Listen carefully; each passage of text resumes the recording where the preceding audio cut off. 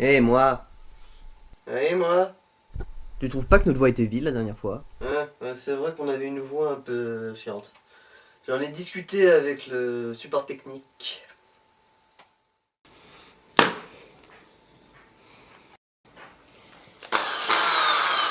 Je refuse de coopérer, petit Mardoula. Ah ah ah ah ah ah ah ah ah.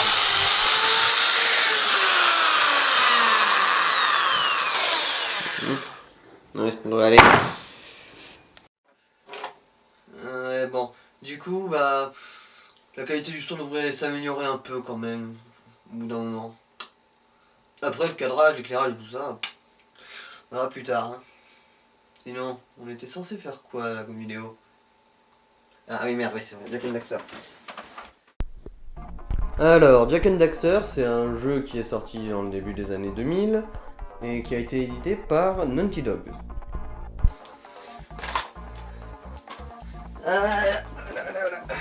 Alors, donc, Jack and Daxter 1, l'héritage des précurseurs, hein, c'est un des rares jeux qui a une boîte qui n'est pas bleue. Pour la PS2, c'est assez rare. Et donc, bah, comme je l'ai déjà dit, c'est édité par Naughty Dog en 2001, je crois, décembre 2001. Et bon, bah, Naughty Dogs, pour ceux qui ne le savent pas, ce serait quand même par exemple ceux qui ont fait certains des Crash Bandicoot. Donc, bah, il y a quand même pas mal à en espérer déjà de base. Alors, tu le mets dans la console ou pas? Ah, ouais, oui, bien, c'est vrai. Alors, l'intro du jeu commence par un discours d'un des personnages secondaires du jeu, un vieux sage vert apparemment qui s'appelle Samos. Et bon bah, il sert pas à grand chose en fait cette intro, tout ce que ça nous annonce c'est comment va commencer le jeu quoi. Ensuite, après le petit speech qui sert à rien du vieux vert, on voit enfin la vraie intro du jeu où on voit notre héros ressemble quand même un peu à un mix entre Link et Son Goku. Link pour le fait qu'il soit totalement muet et qu'il ait une tronche d'elfe, et Son Goku pour sa coupe improbable et ses fringues qui lui iraient quand même un peu mieux en orange on va dire. Et aussi le fait qu'il sache balancer des boules d'énergie. Bon, comme on le voit au début, bah, ils sont dans un bateau, ils se dirigent vers une île qui respire de la joie de vivre, ça se voit aux eaux géants qui parsèment la zone. Et donc, bah, ils sont pas censés y aller, ça s'appelle l'île de la brume et c'est le seul endroit dangereux. Bon, après, c'est peut-être leur kiff, hein, d'aller dans des endroits dangereux pour risquer leur peau. Moi je l'admets, hein, on va dire, ta gueule scénario. Bon, et donc sur cette île ultra dangereuse, ils se rendent compte qu'il y a des bestioles pas très sympathiques. Et donc bah après, ils s'en foutent, ils continuent à se balader sur l'île. Et donc après, suite à une fausse manip, le pote de notre héros, Daxter, tombe dans une espèce de menace noire toute dégueulasse. Et il en ressort transformé en loutre ou en belette. On sait pas, on va appeler ça une beloutre. Hein. Bon bah. Et donc après ça, bah, ils repartent de l'île, hein, parce que c'est sympa, mais à partir du moment où on se transforme en belette, c'est qu'il est peut-être temps d'arrêter l'expédition. Hein. Et donc, bah, ils vont voir le sage vert qui faisait le speech du début, et ils lui demandent s'il y a un moyen de revenir en arrière, de réparer un peu cette emmerde. Et il leur dit, je sais pas faire, il y a un mec dans le schnorr qui saura peut-être, allez-y. Et donc, bah voilà, le reste du jeu consistera basiquement à trouver un moyen d'aller dans le nord. Bon alors pour aller dans le nord c'est un peu compliqué parce qu'apparemment le seul chemin c'est un canyon bourré de lave. Et vu que notre héros se balade pieds nus, il aurait du mal à marcher là-dedans. Donc bah voilà, il se trouve un peu emmerdé et donc la fille du sage, qui est manifestement le love interest du héros, leur dit hey, j'ai une espèce de moto volante avec un ventilateur au bout. Ce truc là pourrait se protéger de la chaleur si vous me trouvez des objets pour l'alimenter. Et donc bah, le reste du jeu consistera à essayer de trouver ces objets. J'ai dit qu'il fallait récupérer des sources d'énergie, mais c'est pas les seuls trucs qu'il faut collecter en fait. Si je devais résumer, en fait, il y a 3 types d'objets à collecter. Les premiers, bah, c'est ce qu'on voit là, c'est des œufs de Pâques en métal. Ça s'appelle des orbes précurseurs à la base, donc ça sert de monnaie. Ouais. Mais bon, c'est pas comme s'il y avait grand chose à acheter, en fait, ça sert surtout à acheter les ondes d'énergie dont on parlait avant. Ensuite, il y a ces espèces de souris volantes mécaniques. Enfin, apparemment, ça s'appelle des mécamouches. Bah, en fait, apparemment, il y en a 7 par niveau. Et donc si tu récupères toutes les mouches du niveau, tu obtiens une des sources d'énergie dont on parlait tout à l'heure. Alors donc pour finir, les sources d'énergie dont je vous parlais tout à l'heure. Alors voilà, ça ressemble à ça s'appelle une pile d'énergie. Oui, ils se sont pas emmerdés sur le nom, mais remarque qu'on s'en fout un peu, rien de rien. Et donc bah on peut en obtenir en se servant des autres packs comme monnaie pour en acheter aux PNJ qu'on croise. Ou sinon on peut aussi accumuler les mouches de chaque niveau jusqu'à avoir les 7 pour en obtenir une. Voilà, ça c'est les méthodes les plus simples pour en obtenir. Après, pour le reste, soit on réalise des quêtes pour les personnages, soit on fait de l'exploration toute bête. Il suffit de se balader un peu partout, interagir avec n'importe quoi, et au final ça peut toujours déboucher sur une pile d'énergie. Voilà. Et donc il faut en accumuler un certain nombre pour pouvoir débloquer de nouvelles phases du jeu. Et comme je vous l'ai dit, il y a des tas de manières différentes d'en obtenir, donc ce serait pas vraiment intéressant de vous dire comment obtenir chacune d'entre elles. Donc on va plutôt s'intéresser à la partie gameplay. Alors pour le gameplay de base, on a croix pour sauter, carré pour frapper, rond pour faire une attaque tourbillon, ensuite on peut faire des attaques en l'air. Rien de bien exceptionnel, mais au moins c'est bien réactif, c'est assez fluide, il n'y a pas de problème vraiment particulier là-dessus. La seule chose qu'on peut reprocher, c'est que si on force son attaque, pendant un petit instant, on est vulnérable, on peut rien faire. Résultat, c'est facile de se prendre des coups des fois si tu fais pas trop gaffe. Après, mis à part le gameplay de base, il y a aussi autre chose. L'énergie, enfin dans ce jeu ça s'appelle l'écho. Il y a plusieurs types d'énergie et elles ont toutes un effet particulier. Par exemple, commencer la verte, en gros c'est la vie quoi. On ramasse des petites pour obtenir un point de vie supplémentaire ou des grosses qui là font un point de vie direct. Ce qui est un peu con, c'est que pour les petits il faut en accumuler 50 pour avoir un point de vie, ce qui est un petit peu trop. Résultat, généralement t'as un meilleur compte de suicider pour repartir avec toute ta vie. Ensuite il y a l'écho bleu. Celle-là je pense que ça doit être la préférée des speedruns parce que quand tu l'utilises, en gros tu vas plus vite et tu peux casser des trucs sans même les frapper. Quand tu t'approches, en gros, il se casse tout seul. Plutôt pratique parce que ça sert aussi à interagir avec certains objets de l'environnement. Voilà. Pas grand chose d'autre à dire sur celle-là. Ensuite, on a la jaune, tiens, qu'on voit là. Et elle permet, comme je l'ai dit au début dans l'intro, de balancer des boules d'énergie. Et oui. C'est utile, faut dire ce qui est, hein. Comme je l'ai dit, au corps à corps, si tu foires un peu ton attaque, tu te retrouves vulnérable. Alors que là, tu peux attaquer à distance. Pas grand chose à redire là-dessus. Ensuite, l'énergie la moins utile, et la dernière d'ailleurs, la rouge. En gros, elle améliore la puissance de tes attaques. Ce qui est pas vraiment utile dans 90% des cas parce que généralement les ennemis, elles meurent en un seul coup. Il n'y a que dans certaines situations extra spécifiques que ça peut marcher. Ça pourrait être utile quoi. Mais à part ça, au moins ça en meurt pas. Hein. Pas utile, mais c'est pas vraiment pénalisant non plus. C'est donc tout ce que j'ai à dire pour les phases à pied, c'est-à-dire les phases normales quoi. Après, il y a d'autres phases de gameplay. Enfin, surtout des véhicules quoi. Le premier, je vous en ai déjà parlé, c'est l'espèce de moto volante qu'ils appellent Zoomer. Celles-là, c'est quand même les plus importantes qu'on puisse trouver, à part les phases à pied. Et sinon, beaucoup plus rare, celle où on pilote un piaf. Celles-là, je vais vous les résumer vraiment vite fait. Pour faire simple, le piaf, tu montes dessus, il peut sauter plus loin. Et c'est à peu près tout. Ouais. Dans les faits, il sert pas vraiment à grand chose à part faire des sauts beaucoup plus longs qui permettent d'atteindre des plateformes que tu pourrais pas atteindre en temps normal. Après, c'est suffisamment rare pour ne pas être envahissant. Pour en revenir au zoomer donc, comme je l'ai dit, il sert en l'occurrence par exemple à traverser des zones qui sont trop dangereuses et trop hostiles pour passer à pied, c'est-à-dire les zones de feu, le canyon de lave là comme il s'appelle. Mais il sert aussi à aller dans d'autres endroits un peu spécifiques. Genre là, cet endroit là, on peut pas y aller à pied. On peut y aller que comme ça. C'est un peu limitant mais bon, c'est normal aussi.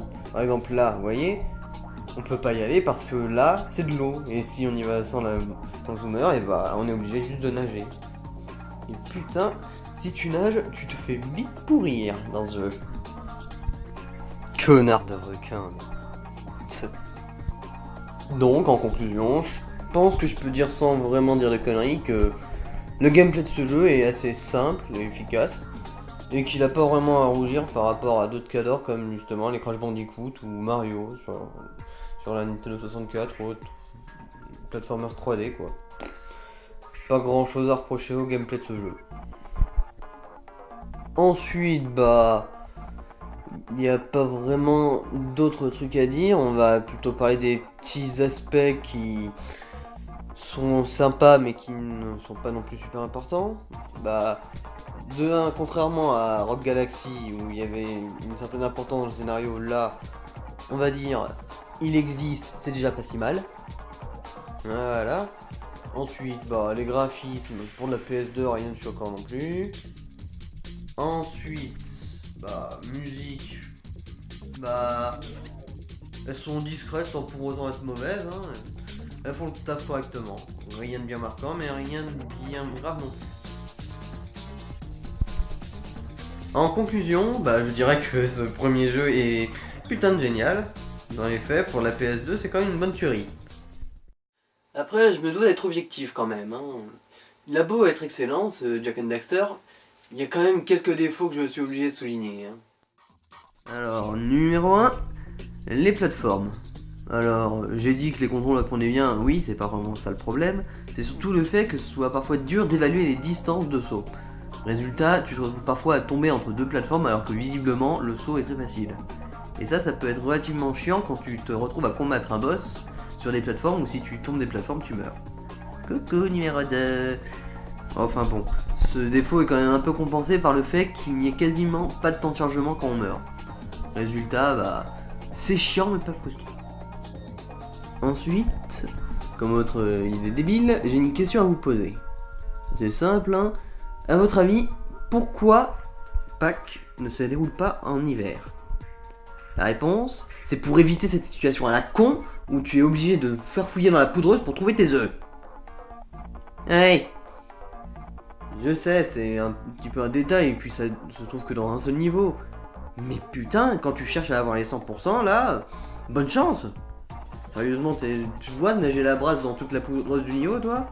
Ça m'a pris 2 heures la première fois. 2 heures pour trouver 3 putains d'œufs. Oh putain. C'est pas la mort non plus, mais ça reste quand même un truc vraiment chiant. Cela dit, c'est bien les seuls défauts objectifs que j'arrive à trouver à ce jeu. Après, vous pouvez en trouver d'autres, hein, c'est où que ça regarde. Mais moi personnellement, j'ai rien d'autre à lui reprocher, donc je lui dis quand même qu'il est assez cool ce jeu, même vraiment excellent. Alors, si je devais lui filer une note, ce serait 8 sur 10, à peu près. Mais bon, de toute façon, je suis pas là pour donner des notes et de toute façon, on n'a pas fini de parler là. Parce que oui, évidemment, vu que le premier jeu était, comme je vous l'ai dit, quand même une sacrée tuerie, ils ont décidé d'en faire un 2. Et celui-là, putain, c'est la suite la plus bizarre à un jeu que j'ai jamais vu. Enfin, quand on compare au premier, quoi.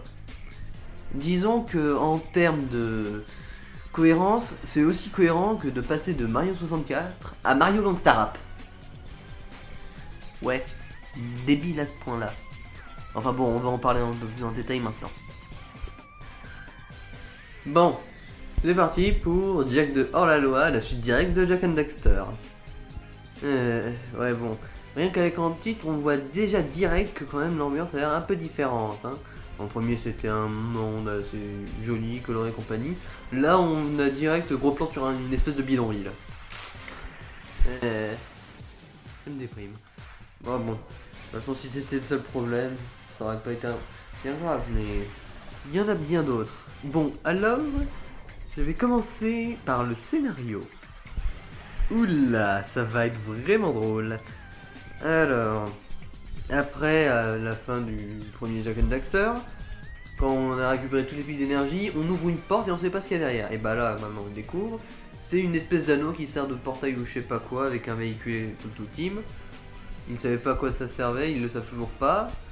Et donc, bah, en essayant de faire marcher cet engin, ils ouvrent une espèce de portail dimensionnel qui fait apparaître un monstre dégueulasse. Et le premier réflexe qu'a notre héros, c'est de foncer dedans. Voilà. Voilà, et donc ils font dans une espèce de dimension chelou à la con, le véhicule explose et pff, voilà, il se retrouve au milieu d'une espèce de ville de Blade Runner du pauvre. Jack se fait maraver la gueule à coups de crosse, et Daxter s'enfuit comme un gros lâche. Et donc, 2 ans plus tard, ouais 2 ans, oui, je sais pas non plus, mais bon. Alors, 2 ans plus tard, on apprend que Jack s'est fait séquestrer et torturer. Bonheur, bonheur. Et donc, il y a Daxter qui apparaît pour le libérer. Et on réalise donc que la torture, ça a été bien les langues parce que Jack, qui était totalement muet dans le premier épisode, là, il parle. C'est des menaces de mort, hein, mais au moins il parle, on va dire. Et apparemment, il est devenu une espèce de mutant déconnoir dégueulasse qui a des longues griffes. Ouais. Bon, moi je m'en mettrais. Hein. Et donc, voilà, c'est bien parti pour le jeu. Voilà. Le jeu, donc. Alors, la première chose qu'on remarque, si on a joué au premier Jak and Daxter, c'est que le gameplay est le même. C'est les mêmes touches pour sauter, pour frapper, et c'est à peu près les mêmes animations. Donc, il n'y a rien de vraiment dépaysant pour l'instant. Pas vraiment un problème. Et donc bah l'évasion de la prison qui sert un peu de tutoriel pour apprendre les contrôles qu'on connaît déjà si on a joué au premier se passe à peu près normalement. Et donc après être sorti, on rejoint un groupe résistant contre le mec qui nous a séquestrés et torturés. C'est cohérent, hein, faut pas se demander, mais c'est cohérent au moins. On sait qu'on veut sa peau à lui. Bah oui, la première chose que Jack prononce, c'est une menace de mort à l'envers de l'autre con, là, le baron Prozac ou Praxis. Ouais, Praxis on va dire, je crois que c'est ça. Voilà. Et bah donc, vu qu'on veut sa peau, autant rejoindre l'équipe de ceux qui veulent sa peau. Voilà. Pas grand chose à dire là-dessus. Et donc, bah après avoir fait une petite initiation qui sert aussi un peu de référence au premier jeu qui nous rappelle à quel point il était bien, et bah on a droit à un flingue. Ouais, un flingue. ouais, c'est un peu comme si on filait une Kalachnikov à Mario, vous voyez. Ouais. Bah en fait c'est plus ou moins ça le résumé du jeu, c'est le Jak 1 mais avec un flingue, voilà c'est tout. C'est à peu près le seul ajout de gameplay qu'il y a vraiment dans le jeu, et encore, c'est pas vraiment si génial. Maintenant que j'y pense, bah le flingue, une petite idée d'où il sort. Alors on va faire un petit jeu tout simple, je vais vous montrer 15 secondes de gameplay de Jak 2, et vous allez devoir deviner à quoi ça fait penser. Vous êtes prêts? Go!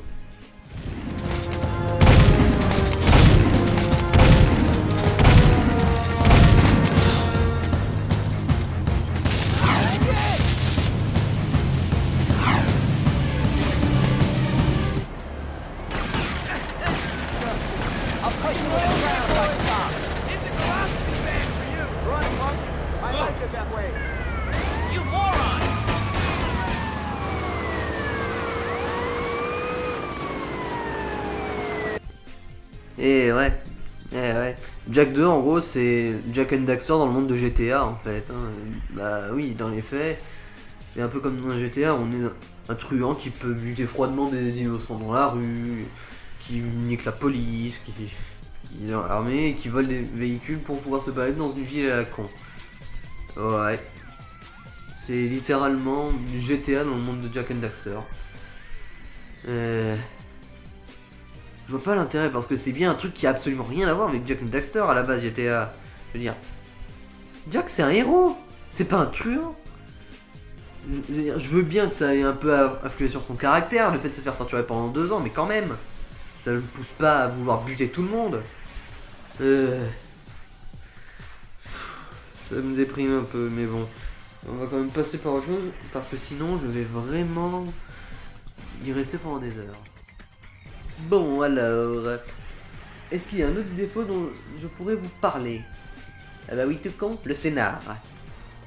Si je devais résumer le scénar en quelques mots, c'est débile. Je veux dire, c'est une espèce de scénar à la con à base de voyage dans le temps, sauf que il savait vraiment pas le gérer et ça n'a absolument aucun sens. Alors, en gros, je vais vous spoiler à mort là, attention. La bidonville là qu'on voit, en gros, c'est le monde du futur. En gros, dans le 1 on est dans le présent et là, on est dans le futur. En gros, en ouvrant l'espèce de portail, on a libéré des monstres qui ont ravagé le monde et ensuite des siècles plus tard, voilà, c'est comme ça que ça se fait. Voilà, c'est à ça que ça ressemble. Et donc, bah, voilà. Et on apprend aussi qu'en fait, Jack c'est un mec du passé du futur, voilà. Hein.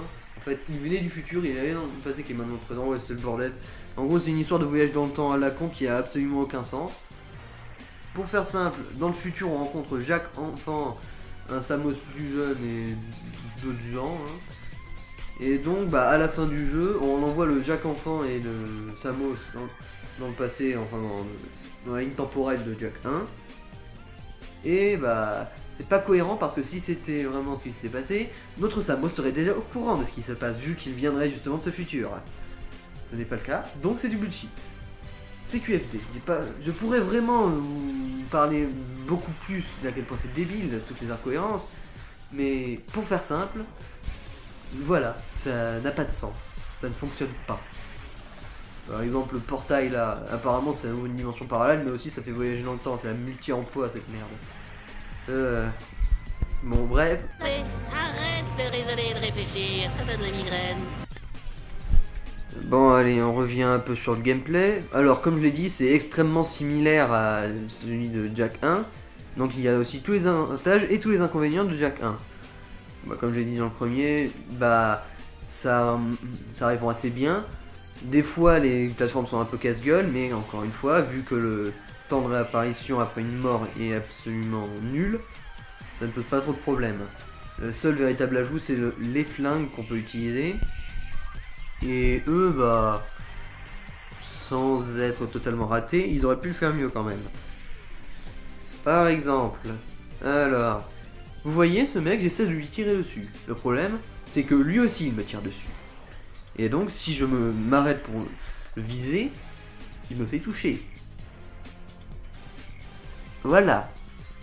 Et donc, c'est tout ce que j'ai à dire. Ouais. C'est extrêmement dur dans ce jeu de pouvoir tirer sur des gens sans se faire toucher. À moins de tirer le premier comme Yann Solo, on se fait toujours prendre une bastos dans le cul. C'est tout. Voilà.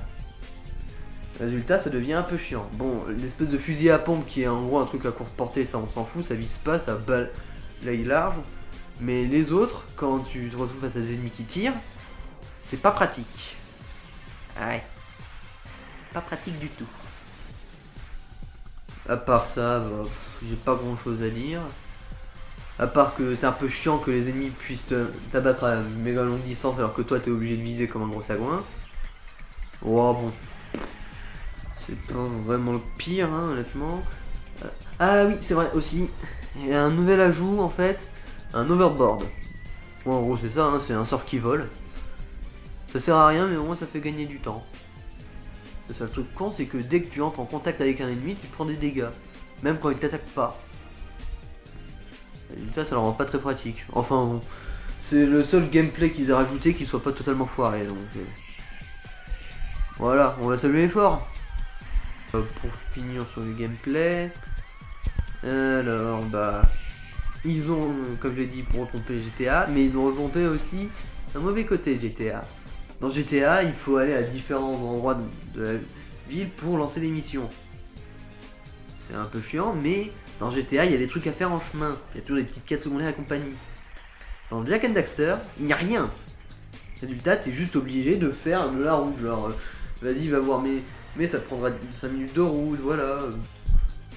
En gros, ça te fait juste perdre du temps en déplacement.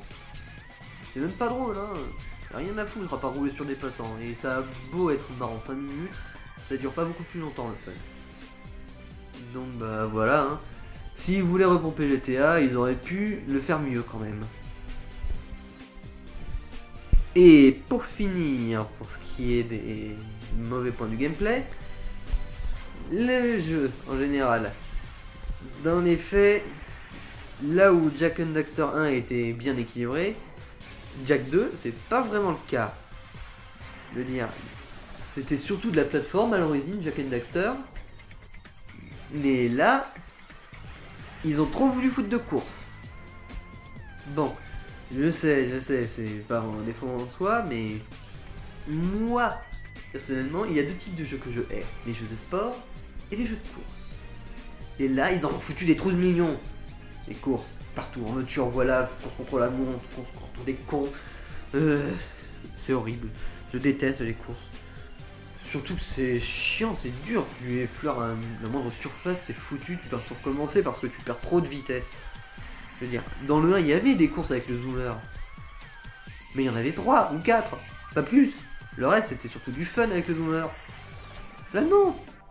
Ils t'en font bouffer des kilos, des cartons. C'est horrible. Je déteste les courses, je les hais. Et je déteste encore plus celles de Jak 2.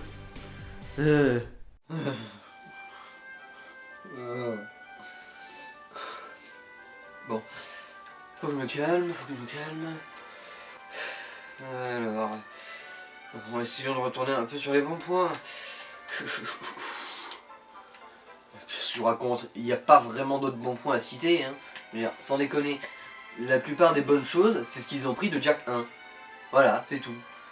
Après, pour le reste, bah, ce qu'ils ont rajouté, c'est soit pas très intéressant, soit très chiant. Les courses et le système d'aller dans une ville GTA, c'est très chiant. Ensuite, dans les trucs corrects, bah, il y a les flingues et l'overboard. Voilà, c'est tout. Ils ont rajouté 2 bons trucs et une trentaine de trucs de merde dans ce jeu. Voilà, c'est tout. Faut que je me calme. Si je veux faire une conclusion sur ce jeu, faut que je sois un peu plus calme pour être objectif. Bon, excusez-moi, je me casse 2 secondes, faut que j'aille boire un coup. Ah là, ça y est, je vais pas me calmer. Bon. Donc, bah, pour être objectif, même si je hais vraiment Jak 2, ça reste quand même un jeu jouable, hein, ça va. Je veux dire, le gameplay de base, ils l'ont repompé de Jak 1 qui est excellent. Donc voilà, pour la plupart des phases à pied, c'est correct. Ensuite, bah...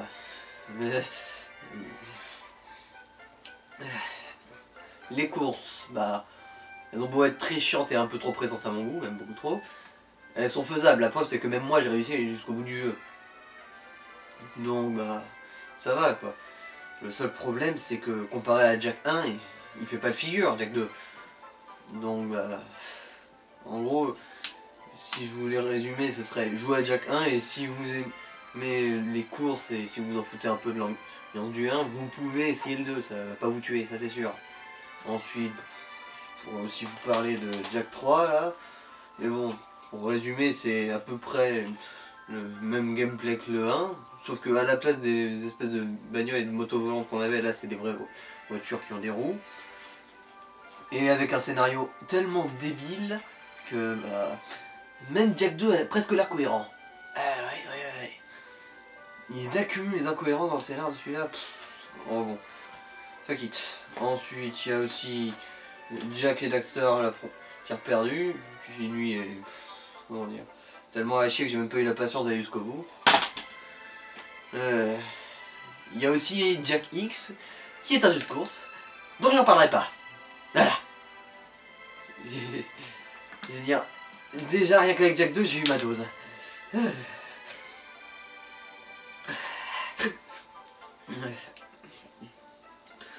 Voilà. Donc bah voilà, c'est à peu près tout ce que j'ai à dire sur Jak and Daxter, le 1 et le 2. Le reste, à moins qu'on me supplie vraiment jusqu'à en crever, je risque pas vraiment d'y toucher. Et donc bah voilà. C'est ici que s'arrête ma vidéo, donc bah en conclusion, jouez à Jak 1, évitez peut-être Jak 2. Et bah dans l'ensemble, jouez à des bons jeux. Ciao. Allez. Bon, je vais finir cette bouteille, ouais.